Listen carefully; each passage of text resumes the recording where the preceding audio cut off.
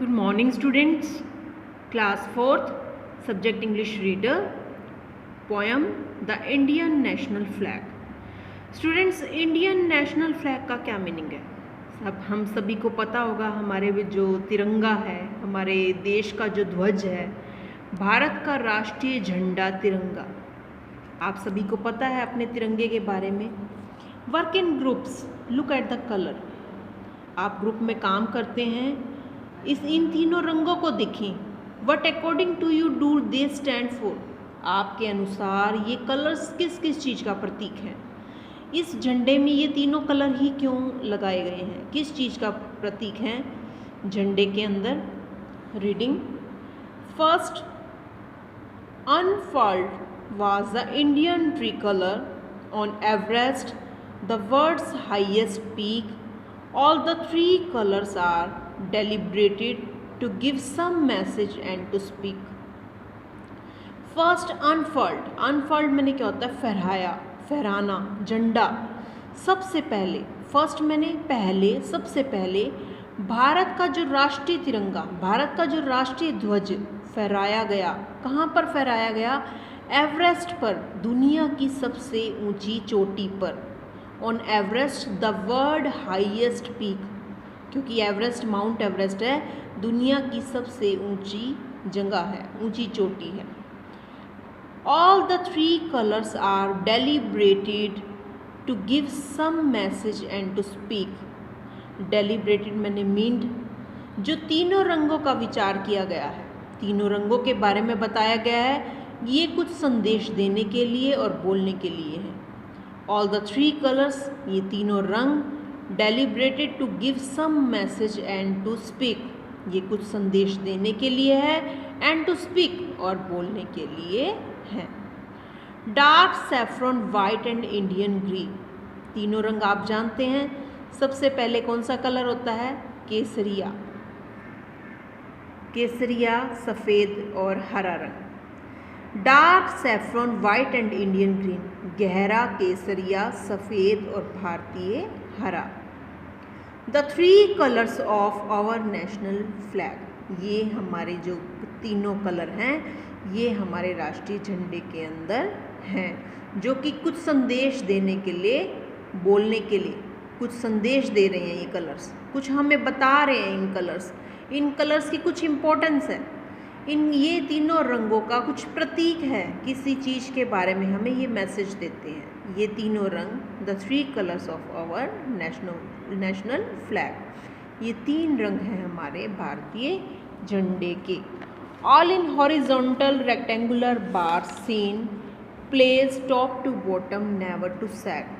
सभी पट्टी, हॉरिजॉन्टल मैंने जो सभी पट्टियां हैं आयताकार शेप में देखी जाती हैं, ऊपर से नीचे तक इनको रखा गया है। और इसका क्या मतलब है? कभी नहीं झुकना, कभी भी शिथिल नहीं होना, कभी भी ढीला नहीं पड़ना, never to sag. The national flag is a horizontal tricolour of India. Saffron is at the top, white is the middle and green at the bottom.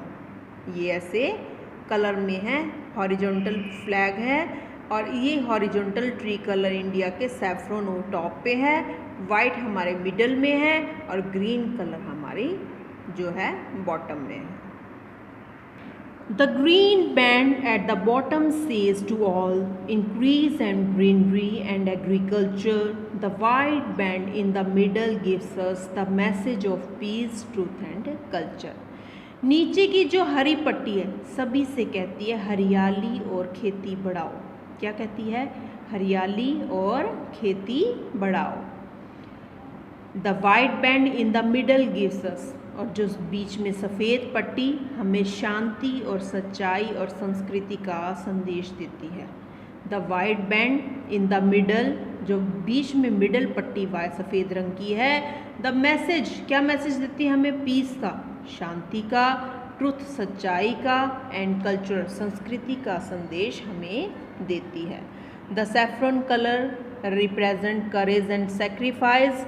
Ashoka Chakra represent law of dharma chakra, dharma और राइटियसनेस।